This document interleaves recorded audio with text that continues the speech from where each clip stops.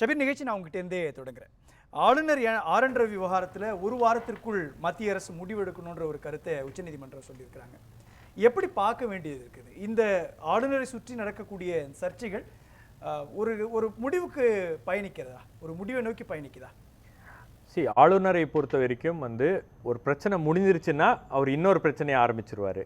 So எந்த விதத்திலையும் அவர் செய்கின்ற ஒரு அரசியல் இருக்கு இல்லையா, அதுக்கு ஒரு எண்ட் கார்டே இல்லையா அப்படின்ற அளவில் தான் ஆளுநருடைய செயல்பாடுகள் தமிழகத்தை பொறுத்த வரைக்கும் இருந்து கொண்டே இருக்கிறது. நீங்கள் எல்லா விஷயத்துலையும் ஆளுநர் ஏதோ ஒரு வகையில் ஒரு முட்டுக்கட்டையை போடுவது என்பது ஒரு சாதாரண ஒரு நிகழ்வாக அது மாறிவிட்டது. முதல்லலாம் ஆளுநர் ஒரு விஷயத்தை பண்ணுறாரு அப்படின்னா அது ஒரு பெரிய விஷயமாக பார்க்கப்படும். இன்றைக்கி ஆளுநர் இதை பண்ணலையா அப்படின்ற அளவுக்கு மக்கள் கேள்வி கேட்கக்கூடிய இடத்துல ஆளுநருடைய நடவடிக்கை, அந்த ராஜ்பவனுடைய மாண்பு என்பது தினந்தோறும் குறைக்கப்பட்டிருக்கிறது. பப்ளிக் ஐயில் இன்னைக்கு ராஜ்பவன் ஒரு பிரச்சனை செய்யக்கூடிய ஒரு இடமாக மாறிவிட்டது அப்படின்ற ஒரு இம்ப்ரெஷன் கிரியேட் ஆயிருச்சு.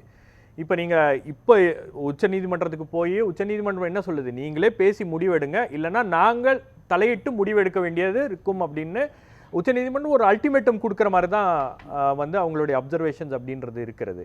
என்ன பிரச்சனை உங்களுக்கு? இன்னைக்கு 6 பல்கலைக்கழகங்களுக்கு துணைவேந்தர் இல்லை. இப்போ 6 பல்கலைக்கழகங்கள் துணைவேந்தர் இல்லாமல் செயல்படுகிறது அப்படின்றது எவ்வளோ ஒரு மோசமான விஷயம். அதில் மாணவர்களுடைய எதிர்காலம் என்பது அடங்கி இருக்கிறது, ஆசிரியர்களுடைய எதிர்காலம் அடங்கி இருக்கிறது, அங்கே பயிலக்கூடிய மாணவர்களுடைய கல்வி என்பது இன்னைக்கு அந்த நிர்வாகம் அப்படின்றது சரியான முறையில் நடந்தால் தான் உங்களுக்கு மற்ற பிரச்சனைகள் அப்படின்றது வராது. அப்போ ஒரு வைஸ் சான்சலரே இல்லாமல், ஒரு மாலுமியே இல்லாமல் ஒரு கப்பல் ஓடிக்கொண்டு இருக்கிறது. அந்த மாதிரி 6 பல்கலைக்கழகங்கள் ஓடிக்கொண்டு இருக்கிறது. அந்த பிரச்சனை குறித்து ஆளுநர் எந்த நடவடிக்கையும் எடுக்க மாட்டேன்றாரு. உங்களுக்கு சர்ச் கமிட்டி போட்டாங்க, பட் ஆளுநர் கேட்குறது என்ன, அதில் யூஜிசி உடைய ஒரு மெம்பரை நீங்கள் உள்ள சர்ச் கமிட்டியில் இணைக்கணும் அப்படின்றாங்க. யூஜிசி அப்படின்றது ஒரு பரிந்துரை செய்யக்கூடிய ஒரு பாடி தான். யூஜிசி சொல்கிற எல்லா விஷயங்களையும் உங்களுக்கு ஒரு சில விஷயங்களை ஏற்றுக்கலாம், ஒரு சில விஷயங்கள் ரெக்கமெண்டேட்டரி இன் நேச்சர் அப்படின்றது தான் இருக்குது. அப்போ இங்கே காலங்காலமாக பின்பற்றக்கூடிய ஒரு நடைமுறையை மாற்ற வேண்டும் அப்படின்னு திடீரென்று ஆளுநர் ஒரு பிரச்சனையை எழுப்புவது அப்படின்றது இது காலம் எந்த புள்ளியில் நீங்கள் சொல்கிறீங்க? ஏன்னா இது பன்வாரிலால் புரோஹித் தமிழ்நாட்டினுடைய ஆளுநராக இருக்கிறப்போ, எடப்பாடி கே பழனிசாமி முதலமைச்சராக இருக்கிறப்போ இந்த கிளாஷ்ன்றது தொடங்கிடுச்சு இல்லையா? அப்போது அதிலிருந்து தொடர்ந்து நடந்துட்டு இருக்கக்கூடிய இந்த விஷயத்தில் யார் அரசியல் இல்லை, அதுதான் உங்களுக்கு பாஜக ஆட்சி வந்ததுக்கு பிறகுதான் இந்த மோதல்கள் அப்படின்றத நம்ம பார்க்குறோம். இதுக்கு முன்னாடி ஆளுநர் ஸ்டேட் கவர்மெண்ட் கிட்ட ஒரு பிரச்சனை இருக்கும், பட் அதெல்லாம் பெரிய அளவுக்கு இந்த மாதிரி தினந்தோறும் ஒரு பிரச்சனை அப்படின்றது இருக்காது. இப்போ சட்டமன்றத்துக்கு ஆளுநர் போறாருன்னா அங்கே ஒரு பிரச்சனை, ஒரு பல்கலைக்கழகத்துக்கு போறாருன்னா அங்கே ஒரு பிரச்சனை, ஆளுநர்கிட்ட ஒரு ஃபைல் வருது அப்படின்னா அதில் ஒரு பிரச்சனை, ஆளுநர்கிட்ட ஒரு பரிந்துரை கொடுக்குறாங்க ஸ்டேட் கவர்மெண்ட் அப்படின்னா ஒரு பிரச்சனை. ஆளுநருடைய ரோல் என்ன அப்படின்றது கிளியராக பல வழக்குகளில் உச்சநீதிமன்றம் தெளிவுபடுத்தி இருக்கு. அதிகாரமே இல்லாத சில விஷயங்களை ஆளுநர் செய்திருக்கிறார், அபத்தமான விஷயங்களை செய்திருக்கிறார். ஒரு அமைச்சரை கேபினெட்லேருந்து நீக்கினது, செந்தில் பாலாஜியை நீக்கினார் இல்லையா கேபினெட்லேருந்து, உடனே மாற்றினார். 4 மணி நேரம் கழித்து அந்த முடிவை திரும்ப வாபஸ் பெற்றாரு. என்ன சொன்னார், நான் சட்ட ஆலோசகர்களுடன் ஆலோசனை செய்துவிட்டு மீண்டும் நான் அதில் என்னன்னு பரிசீலனை பண்ணுறேன்னாரு. என்ன ஆச்சு, அதில் என்ன பண்ணியிருக்காரு, இது வரைக்கும் என்ன நடந்திருக்கிறது? அப்போ வரம்பை மீறி ஆளுநர் செயல்பட்டு இருக்கிறார். முழுக்க அரசியல் ரீதியாக தான் இந்த ஆளுநர் செயல்பட்டு கொண்டிருக்கிறார் அப்படின்றது தான் இவ்வளவு பிரச்சனைகளுக்கும் காரணம். இல்லைனா இவ்வளோ பிரச்சனை வராது. உங்களுக்கு ஆளுநரோட தினமும் ஸ்டேட் கவர்மெண்ட்டுக்கு ஒரு மோதல் அப்படின்றது உருவாகாது. இல்லை, இப்போ நீங்கள் சொல்கிற மாதிரி பல வழக்குகளில் ஆளுநருடைய லிமிட் என்னன்றதை உச்சநீதிமன்றம் பேரறிவாளன் வழக்கு எடுத்துட்டாலும் கூட அந்த 7 விடுதலை விவகாரத்திலையும் அவங்க சொல்லிட்டாங்க. பஞ்சாபில் இங்கேருந்து பன்வாரிலால் புரோஹித் அவங்களுடைய நிதிய பட்ஜெட்டை தாக்கல் செய்ய முடியாத ஒரு சூழல்றப்பையும் ஒரு கொட்டு வச்சிருக்குது உச்சநீதிமன்றம். பல வழக்குகள் சொன்னதுக்கு பிறகும் ஆளுநர் ஆர்.என். ரவி இதில் பிடிவாதமாக இருக்கிறதுன்றது என்ன அரசியலை கட்டமைக்க முயற்சி பண்ணுறாரு? ஆளுநர் ஒரு டிஸ்ரப்டிவ் பாலிடிக்ஸ் பண்ணணும்னு பார்க்குறாரு. எந்த இடத்துலையும் ஸ்டேட் கவர்மெண்ட் ஒரு சுமூகமான முறையில் ஒரு ஸ்டேட் கவர்மெண்ட் நினைக்கக்கூடிய விஷயங்களை எல்லாம் நான் செய்துவிட அவங்கள அனுமதிக்க மாட்டேன் அப்படின்ற ஒரு முடிவு தான், வேற எதுவும் இல்லை. ஒரு விதண்டாவாதம் மாதிரி தான் இருக்கிறது ஆளுநருடைய செயல்பாடு. இப்போ நீங்கள் அசெம்பிளிக்கு வராரு, அசெம்பிளிக்கு வரக்கூடிய ஆளுநருக்கு அவங்க உரிய மரியாதையை கொடுக்குறாங்க அசெம்பிளியில். இவர் என்ன சொல்றாரு, நீங்க நேஷனல் ஆந்தம் முதல்ல பாடணும் அப்படின்னு, இல்ல தமிழ் தாய் வாழ்த்து தான் அசெம்பிளியோட மரபு அப்படின்னு. ஆனால் அதை ஏற்றுக்கொள்ள மறுக்கிறாரு. 3 வருஷமா ஆளுநர் வெளியேறுவது ஒரு ஆனுவல் அஃபேர் மாதிரி ஆயிருச்சு. அதாவது இந்த இந்த வருஷம் வந்து ஆளுநர் வந்து சட்டமன்றத்தில் வெளியேறுவாரா இல்லையா அப்படின்றது வந்து ஒரு பெட்டிங் மாதிரி கூட பண்ணிக்கலாம். நிச்சயமாக வெளியேறுவார், பாருங்க 100 ரூபாய் பெட்டு, இல்ல வெளியேற மாட்டாரு 200 ரூபாய் பெட்டு அப்படின்னு கட்டுற அளவுக்கு ஆளுநருடைய செயல்பாடுகள் பிரிடிக்டபிள் ஆயிருச்சு. முன்கூட்டியே நீங்க சொல்லிடலாம் இன்னைக்கு ஆளுநர் இதை தான் பண்ண போறாருன்னு. இந்த முறை என்ன நடந்திருக்கிறது அப்படின்றது கூட எனக்கு தெரியும். இந்த முறை ஆளுநர் வந்து அசெம்பிளிக்கு வந்து தேசிய கீதம் அவங்க வந்து இசைக்கவில்லை அப்படின்னா லைவ் போகுது அப்படின்னும் போது ஆளுநர் அதை வந்து லைவ்ல பாடணும் அப்படின்னு அவர் விருப்பப்பட்டிருக்கிறார். அந்த லைவ் நடக்கலை அப்படின்னும் போது கோவப்பட்டு வெளியேறி இருக்கிறார். அப்போ நீங்க தொடர்ந்து வந்து ஒரு அவையை வந்து அவமதித்து கொண்டே இருக்கிறீர்கள் அப்படின்றது ஒரு ஆளுநருக்கு அழகில்லை. இல்ல தமிழ்நாடு அரசாங்கத்தை அவர் டிஸ்டர்ப் பண்றாரா அல்லது சபாநாயகர் அப்பா அவர் சொல்றப்போ ஆளுநர் ஆர்.என். ரவி RSS சித்தாந்தத்தை புகுத்துவதில் குறியாக இருக்கிறார் அப்படின்றாரு.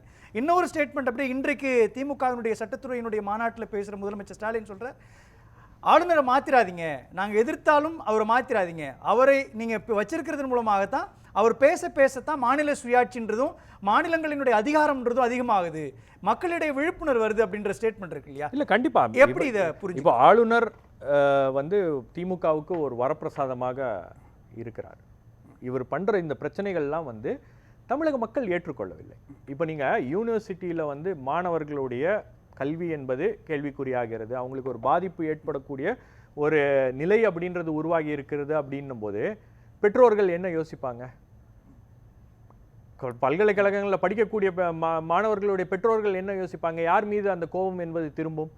ஆளுநர் தான் தினந்தோறும் முட்டுக்கட்டை போட்டு கொண்டு இருக்கிறார் அப்படின்றது வரும்போது இது எல்லாம் வந்து பாஜகவுக்கு எதிரான ஒரு நிலையில தான் வந்து கொண்டு போய் நிறுத்தும்.